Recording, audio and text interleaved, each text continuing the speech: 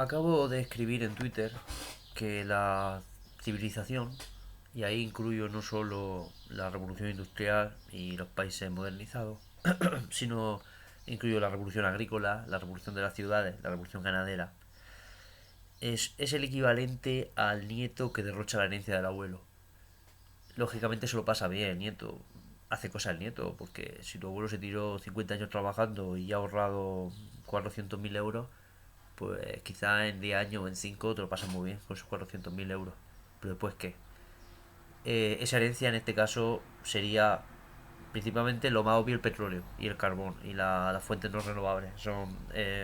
Esas fuentes son el producto de millones de años de descomposición de raíces vegetales, huesos de dinosaurios e historias de esas. Pero no solo eso, sino la fertilidad de los suelos. Como ya dije en un vídeo anterior, Mesopotamia era una tierra fértil. Y ahora vete a Irak, es un desierto. El modelo de agricultura, ese modelo de agricultura que hay que diferenciar de la horticultura y del policultivo que han practicado otros pueblos, que, o sea, no nos quedemos en la oposición en que o caza-recolección o agricultura, no hay espacio medio, hay varios espacios intermedios entre ambas cosas. Pues bien, ese modelo de agricultura fue muy exitoso, permitió que las ciudades, permitió que la población creciera, permitió que las ciudades se hicieran fuertes, doblegó a sus vecinos. Desde el punto de vista tumoral, porque me gusta mucho usar la metáfora del tumor, desde el punto de vista tumoral fue exitoso. Pero ¿a qué precio? Pues como sucede con el tumor, los tumores también son exitosos. Pero frente al pensamiento moderno, según el cual algo tiene razón porque es exitoso, y se ve mucho en la crítica musical últimamente no se puede criticar a nadie. No se puede criticar nada pop. Pues, si yo critico a un artista pop, soy un pedante o soy un resentido porque, bueno, en tanto que tiene éxito, tiene razón. Lo cual es un error. Eso evita la posibilidad, se crea una especie de tautología. Pues bien, eso que se aplica a la crítica cultural también se puede aplicar a la crítica civilizacional. Sí, la civilización es exitosa, pero eso no implica que tenga razón necesariamente. Y si caemos en ese tipo de argumentos estamos perdidos. Pues bien, ese tipo de agricultura acaba tumorizando la tierra, acaba destruyendo la fertilidad del suelo, daña las capas freáticas, hace que los acuíferos se agoten, etcétera, etcétera, etcétera. Por no hablar de la biodiversidad y un montón de historias que no son, yo como siempre digo, el ecologismo no es solo qué pena me da el oso polar, no, tiene que ver con la vida, con aquí y ahora.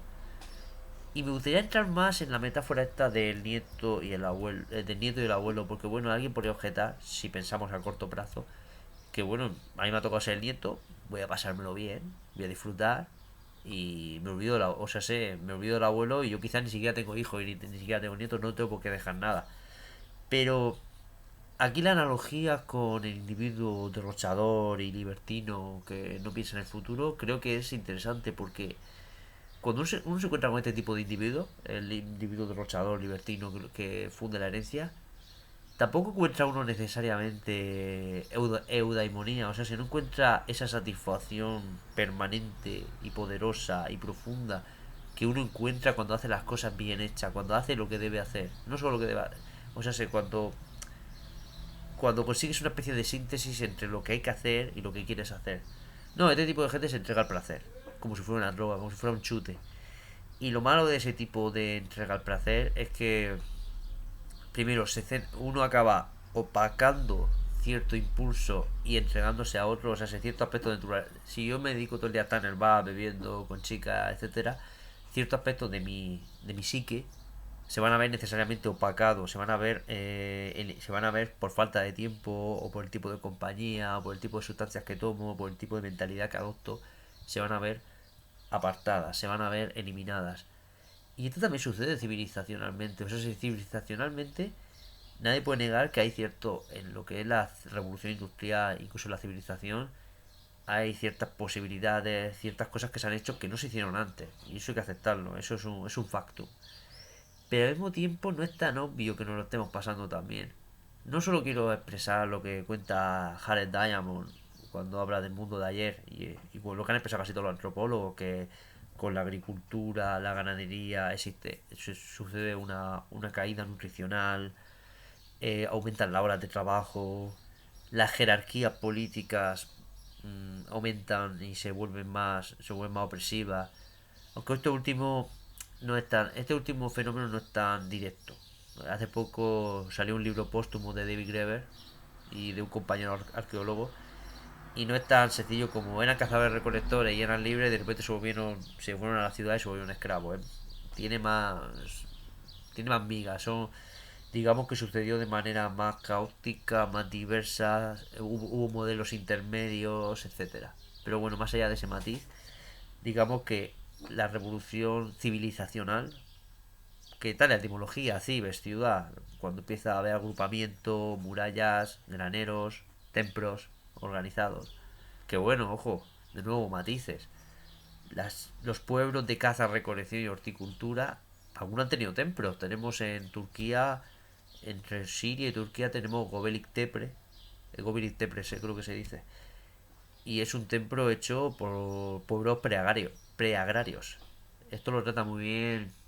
Si queréis leer, recomiendo. Está solo en inglés, pero bueno. Gordon White, Starships, naves espaciales. Starships, que habla sobre el culto al cielo en los pueblos de la antigüedad. Y bueno, entra con Belis Tepre y entra muy fuerte. Bien, lo que sucede con. Divago mucho, pero ese es mi estilo. Si no os gusta, es mejor que busquéis a otro youtubero. Bien, ¿qué sucede con la civilización? Lo dicho, no es tan obvio. No es tan obvio los placeres de la civilización. Y voy a dar un argumento muy sencillo. Rara vez un pueblo cazador-recolector abandona donde vive y se integra en la civilización. Suele suceder al revés. La civilización busca al pueblo cazador recolector, le roba la tierra, lo extermina, lo esclaviza, lo pone al límite. Y al final, cuando no hay más remedio, pues bueno, hay que sustituir la caza del jaguar y del tapir y el cultivo de la mandioca con, no sé, con prostituir a tu hija de 12 años en un semáforo. Bendita civilización, ¿eh? Pues bien, igual que sucede en el individuo derrochador, que confunde el placer y confunde el superestímulo con la eudaimonía, también nos sucede a nivel colectivo y social. Hemos confundido, sí, los cohetes a la luna, el poder estar conectado a una red social todo el día, comer todo lo que uno quiere, no sé, poner aire acondicionado a tope. Hemos confundido todas esas cosas con la felicidad. Y fíjate, no quiero tampoco culpabilizar demasiado a las elecciones de consumo personales. Hay cierto factor, pero vamos a entrar primero lo más obvio. El cambio climático. Y no solo el cambio climático, yo cada vez creo menos en hablar sobre cambio climático directamente. Os recomiendo a ese respecto un libro de Charles Eisenstein. Está gratis en internet, lo podéis buscar. Y está en inglés, creo. No, en español no hay versión aún. Se llama Climate. Climate. Se dice climate, ¿no? Clima en inglés. Climate. A History. Y es básicamente una concepción nueva de cómo es el cambio climático. No lo niega, pero ve que es un fenómeno, al final, lo que llamamos cambio climático es un fenómeno de descomposición ecosistémica a escala global que acaba afectando al clima. O sea, si no podemos separar que hay una pérdida de biodiversidad con el clima, porque lo que llamamos que la biodiversidad cada especie pone su granito de arena en lo que es la regulación global de esto, de los ecosistemas. Y bueno, de la temperatura, todo va unido al final. El organismo Gaia, me da igual que aceptes la versión débil de Gaia o la versión fuerte, pero bueno, hay evidencia de sobra sobre la existencia de ciclos de retroalimentación en los ecosistemas y eso podemos llamarlo Gaia. Y podemos mantenerlo como una especie de versión débil, versión pequeña. Bien, lo dicho, no nos lo estamos pasando también. La destrucción ecosistémica viene en parte mediada por el 10% más rico de la humanidad. Que ojo, el 10% más rico de la humanidad no solo está Elon Musk, Bill Gates, una pija de la calle Salamanca, sino a veces están cierto, digamos que las clases medias altas occidentales entrarían algunas. Y claro, aquí hay varios factores. Yo primero, hay una lucha de clases. La tarta no es infinita. El liberalismo quiere vender que la tarta es infinita para obviar para obviar que la necesidad de un reparto. Porque si la tarta no es infinita, existe la necesidad absoluta de que haya un reparto equitativo. Pero claro, nos venden que la tarta es infinita, que se puede pegar patapum para adelante, que si no es petróleo inventarán otra cosa, que ya inventarán algo que solucione carbono o algo que haga que recuperarse la especie. etcétera, y podremos seguir consumiendo y podremos seguir aceptando el trickle down. El trickle down son las migajas que supuestamente, o sea, se va. Trickle down es la teoría neoliberal según la cual si, si los ricos ganan dinero acaba goteando al resto de gente. Esto hace poco hubo un metaanálisis, hace un año lo leí, que demuestra que es falso. Directamente no sucede. O sucede de una manera. Sucede de una manera ínfima. Y sucede también con los apologetas de esto, de la reducción de la pobreza. Steve Pinker, Bill Gates señalan con una serie de datos que ha habido reducciones extremas de pobreza y que bueno, todo esto gracias a la globalización, la economía de escala, el libre mercado, etcétera. Os recomiendo el texto, os metéis en el blog de Jason Hickel, Hickle, Jason Hickel, que es seguramente el autor más renombrado en decrecimiento en la actualidad, y analiza estos datos y ve que son, en el mejor de los casos, son medias verdades. Existe algo de eso, al final es normal, si la tecnología mejora y la economía de escala aumenta, pues quizá un campesino de Bangladesh le va mejor, sin duda. También digo que es, además de que no sucede tanto y no sucede al ritmo necesario y deseado, es a costa de, es a costa de los límites ecosistémicos, de ponerlos al límite. Y se está viendo, la gente está temblando cuando todos los chinos quieran comer carne como nosotros y llevar los mismos coches que nosotros, vamos a tener un problemón. Y bueno, por no hablar sigo divagando, de como encima, al final, la crisis ecosistémica es un problema de riesgo global, como ya dijo Ulrich Beck en los años 80, son problemas globales. Y eso implica una especie de gestión global. Gestión global no significa gobierno mundial, Illuminati centralizado, puede ser desde una especie de ONU que funcione como un parlamento legislativo, en la que los estados siguen teniendo su parte de poder, a no sé, es decir, puede haber muchos modelos. Pero está claro que el modelo de tragedia de los comunes, que Garrett Hardin, el biólogo fascista, sí, porque era un fascista, el biólogo fascista expuso, o sea, ante un terreno en el que no hay gestión común y en el que los recursos son escasos, la respuesta racional e individualista es cada uno sacarle todo el pringue que uno pueda. Y eso está sucediendo ahora mismo con la Tierra. Ahora mismo la Tierra es un pasto común, porque los ecosistemas no entienden de fronteras apenas. Si yo destruyo a una bandada de pájaros no sé dónde, esos pájaros ya no migran a otro sitio y no se producen ciertos ciclos que son absolutamente necesarios. Pues bien, ahora mismo la extrema derecha pues, le echa la culpa a China. E imagino que los fachas chinos de allí buscarán también datos descontextualizados y nos echarán la culpa a nosotros. Obviando una realidad muy sencilla, sí, China contamina mucho. China está muy lejos de ser una potencia verde, pero también está muy lejos de Europa y Estados Unidos. Europa y Estados Unidos tenemos una deuda climática histórica brutal. Deuda climática histórica significa básicamente que es muy fácil empezar a ser ecológico cuando ya hemos fundido, hemos cagado bastante ya, hemos soltado mierda y con esa mierda hemos construido un imperio en lo tecnológico, en lo económico, en lo cultural, en lo formativo, en lo militar. Claro, y ahora es como, nosotros ya hemos gastado la herencia del abuelo, ahora no, ahora hay que ser ahorradores. Eso es absolutamente injusto con los países del sur global, del tercer mundo y los países desarrollados, llamémoslos como queramos. Pues bien, está claro que necesitamos una gestión global y necesitamos un enfoque de clase. Y también un enfoque sin culpabilidad de diseño. Yo siempre digo que a veces aquí hay cosas de la retórica ecologista en la que fallamos y hay cosas que, bueno, hay cosas ya que son negación de la gente, que no quiere entender y no quiere cambiar su estilo de vida. Pero es verdad que hay cosas del estilo de vida que nos vienen sobrevenidas. Yo mismo, por ejemplo, que quiero ser profesor, hay una parte de contaminación que me tengo que tragar. Yo tengo que ir, a mí me van a mandar a un instituto a no sé dónde y voy a tener que ir en coche. No hay transporte público suficientemente bueno, etcétera. Si alguien diseñara, no sé, si por ejemplo, si un criterio de... Tampoco se me ocurre ahora mismo, pero si alguien quisiera reducir el viaje en coche de los futuros docentes, pues bueno, tendría que haber un sistema público de transporte mucho más elaborado. Tendría que, por ejemplo, haber un modelo según el cual si un profesor vive cerca de un sitio, poder intercambiar con... Vamos a imaginar, voy a poner un ejemplo que he pensado. Una tontería, pero bueno, es diseño, ¿vale? No sé si funcionaría o no, habría que plantearlo. Pero por ejemplo, vamos a imaginar que una persona que vive en Mula tiene una plaza en Avanilla. Y yo que vivo en Avanilla tengo plaza en Mula. debería haber algún sistema casi automatizado, no sea muy difícil, de poder intercambiarnos temporalmente esas plazas. Y yo iría a mi pueblo aquí, vendría andando al instituto y él iría a su pueblo en nada. Son cosas de ineficiencia, de diseño. Y como eso, 20.000 cosas. Entonces tampoco quiero culpabilizar a ni siquiera a las clases occidentales, a las clases bajas occidentales.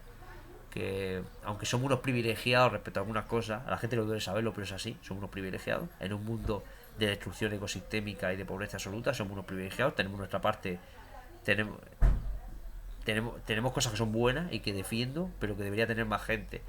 Entonces, en el fondo, el obrero fascista es como Primo Levi describía en los campos de concentración. En los campos de concentración, no pensé que había un guardia SS dando vueltas, no, no, no.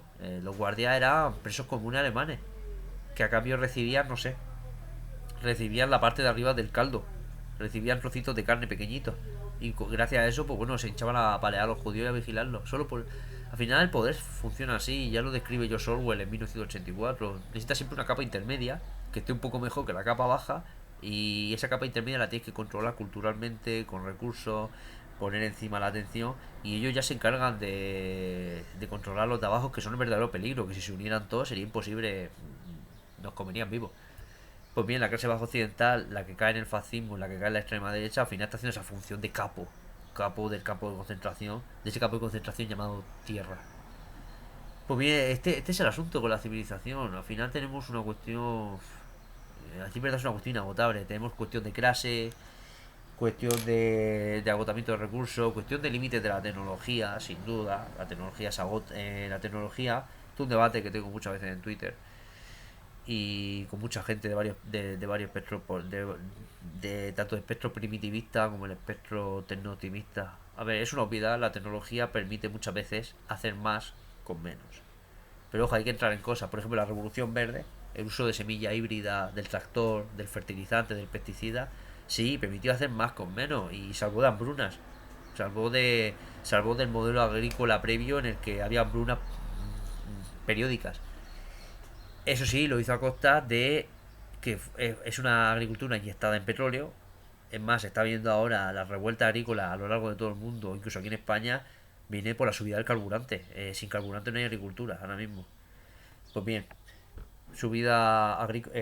inyectada en petróleo a costa de un uso masivo de agua, a costa de destruir mala biodiversidad, etcétera. Entonces sí, a corto plazo ha salvado de hambruna. Después, a largo, es un modelo que es una patada para adelante. Tiramos para adelante y a ver qué pasa.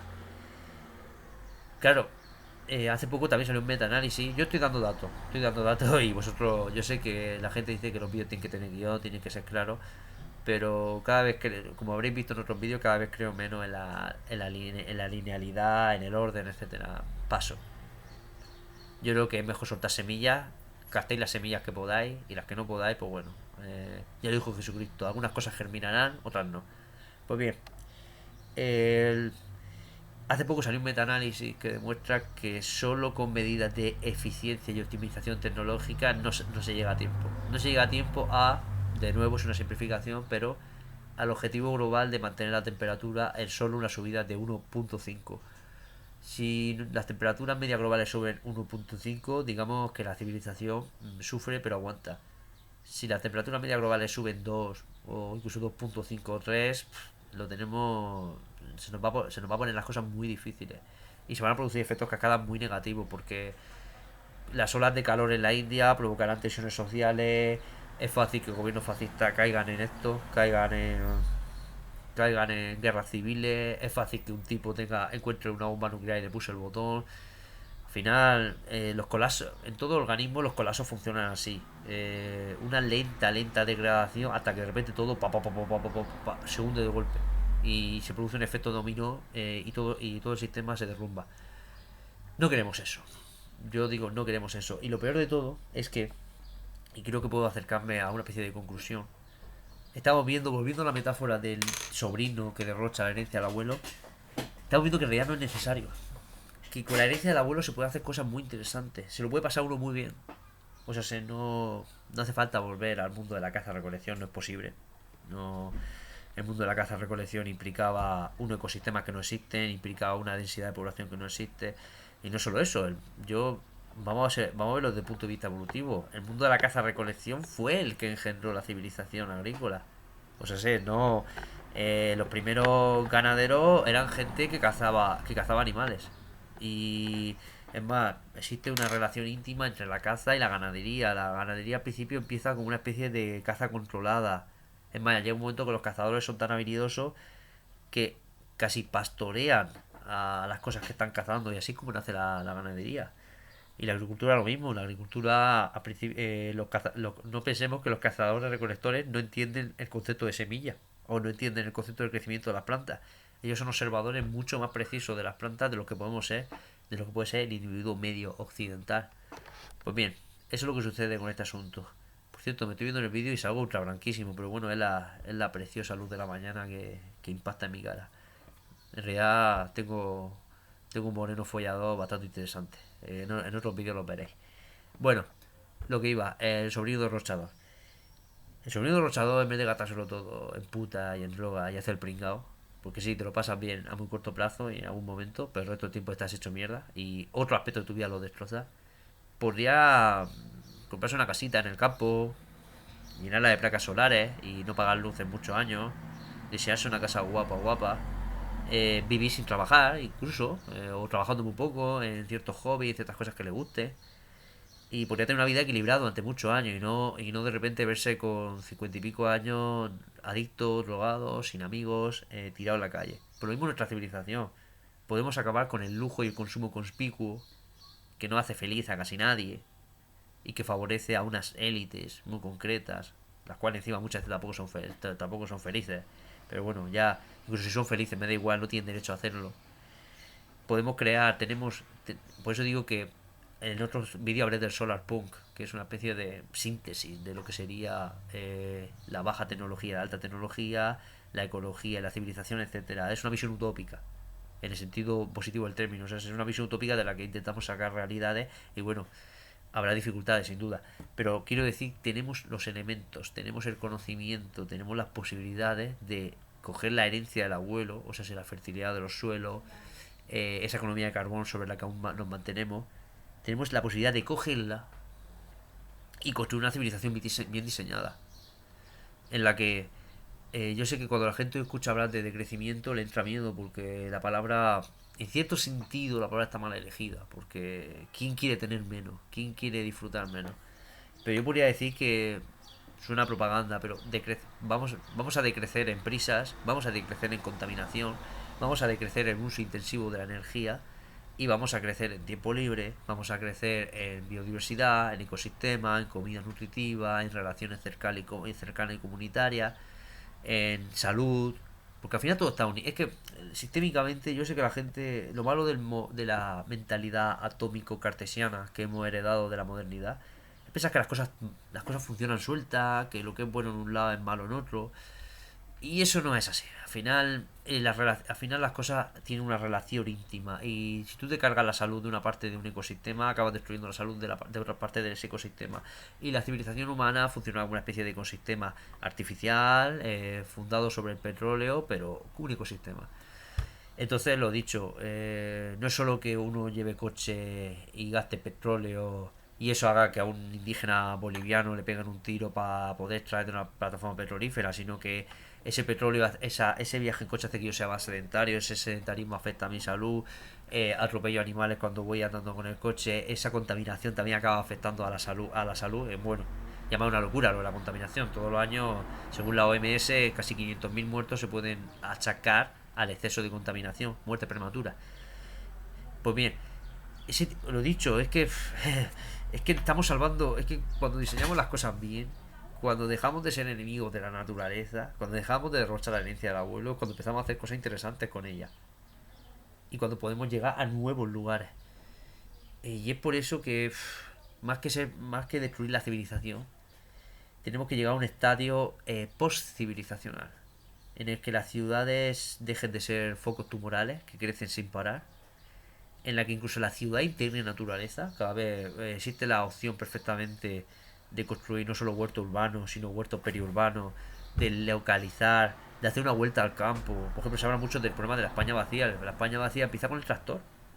Cuando llega el tractor, que sí, que facilita la vida respecto al modelo de agricultura previo. Que ojo, cuando hablamos muchas veces de permacultivo o de otros, incluso podemos hablar de otros modelos de agricultura novedosos, no estamos hablando del modelo de agricultura previo, que tenía también sus problemas. Tenía algunas ventajas que se han perdido, por desgracia, y que habría que recuperar, pero también tenía una serie de ventajas. Pero lo dicho, cuando el tractor llega, el modelo de mercado que tiende, porque al final el mercado tiende a la oligarquía por su propia naturaleza, acaba expulsando a los pequeños agricultores, y los pequeños agricultores, pues, como sucede en todos los países que han hecho la revolución industrial, acaban en los suburbios de las ciudades. Que sí, que en algunas cosas, lo dicho, no vamos a ser simplones, se mejora la vida a corto plazo y en ciertos parámetros hay una mejora de la vida, lo dicho, a costa de fundir la herencia del abuelo. Estamos fundiendo la herencia del abuelo. Y los que quieran pensar que toda la élite están hablando de Agenda 2030, de objetivos del desarrollo, y están planteando renovables, porque no sé, porque se han levantado los Illuminati y quieren quitarle a la clase obrera blanca el bistec de carne y el coche diésel, está perdido. Sí, bueno, al final, en la civilización humana funciona como. Sucede como en la psicología humana, existe la negación. O sea, sé, a veces nos negamos a las cosas, no queremos aceptar la puta verdad. Y entonces pues nos negamos y nos inventamos historias en nuestra cabeza. Y entonces la extrema derecha en parte es una negación. Es una negación psíquica y colectiva de lo que está pasando a nivel civilizacional, ecológico y ecosistémico. Entonces, pues bueno, pues inventan historias de que Bill Gates, eso, que Bill Gates quiere que comas gusanos y entonces, pues, y que todo es culpa de China y historias que ni siquiera hace falta, yo me he dado cuenta debatiendo con ellos, es que ni siquiera hace falta que sean cosas racionales, porque la negación psíquica nunca es racional. Porque si aplicamos racionalidad se empieza a romper y si empieza a romper sucede el dolor. Y al final la negación quiere evitar el dolor. Es por eso que es tan importante, más allá de tener razón, más allá de decir, oye, mira, hay un metaanálisis en Nature que demuestra que hay que practicar un decrecimiento del estilo de vida. No, eso no va a funcionar con un montón de gente. Funcionará con alguna persona muy sobreintelectualizada, que la pille con un punto de vista muy abierto, pero ese tipo de humano es el 1% de humano y ese tipo de humano ni siquiera el 100% de su vida está así. Yo mismo lo digo, yo no estoy en modo analítico, agnóstico, epistémico. Me vas a pillar en pocos momentos así. Lo importante es la identidad. Cuando tú dices, cuando ves de una manera, cuando la post-civilización, recordad que post es cuando no tenemos un nombre para algo, pero bueno, cuando superamos la civilización y llegamos a algo nuevo, cuando curamos el tumor y uno dice, no solo tengo que hacerlo porque se acaba el petróleo o por el oso panda o porque no hay más remedio, sino porque es que va a ser una mejor manera de vivir. Y eso son imágenes personales que hay que construir de varias maneras. Hay que construir, pues bueno, desde la ficción hasta la propaganda, hay que decirlo, hasta este vídeo de YouTube en el que estoy hablando, hasta demonios, hasta las experiencias de vida. Yo, por ejemplo, a mí me pueden dar muchos argumentos contra la ocupación, contra los huertos urbanos, etcétera, pero como yo he ido a centros sociales ocupados y he estado en huertos urbanos y he visto modelos de comunidad, modelos de plantear las cosas que me parecen muy interesantes, es que no me vas a, es que me da igual, me puedes echar mucha literatura encima, rara vez me vas a convencer. O lo mismo, cuando uno ve un huerto ecológico, cuando uno diseña su vida en torno a la austeridad, a la frugalidad, cuando uno, por ejemplo, da su paseo por el campo, por el parque, es decir, practica ayuno intermitente, comes una dieta alta en vegetales nutritivos y en frutas, etcétera, y no comes fast food. Ese tipo de aspectos de vida que, como digo yo llego un momento que lo hago, no lo hago por el oso panda, lo hago por mí. Claro, en ese sentido la negación ya se disuelve, ¿no? Empieza a ser absurdo, uno ya busca eso. Uno dice, incluso si no hubiera cambio climático, cuando escribía mi blog y sabía menos sobre la cientificidad del cambio climático, dije, es que me da igual que no exista, incluso si no existe el cambio climático, todas las medidas para parar el cambio climático van a reducir contaminación, van a hacernos más autosuficientes políticamente, van a hacer que la energía se democratice, van a hacer que seamos más prósperos, que trabajemos menos. ¿Por qué no? Vayamos a ello, ¿por qué no? Así que nada, esto sería la gran crítica de la civilización. He tardado 29,30 segundos en plantearla. Vídeo largo, ¿eh? Pero bueno, os lo ponéis así de fondo mientras la bailo. Yo los vídeos largos, a decir verdad, y más vídeos que no son espectaculares como el mío, que no pongo una edición larga ni estoy haciendo historia, solo en mi careto. Me los pongo tipo podcast, me pongo a lavar los platos o a barrer el suelo o incluso me cuelgo de la domina y hago flexiones y bueno, y escucho al Panoli de turno. Y nada, así se me pasan los 30 minutos pertinentes, se me pasan volando. Así que nada, gente, pasadlo bien y ya ves si mañana subo otro vídeo.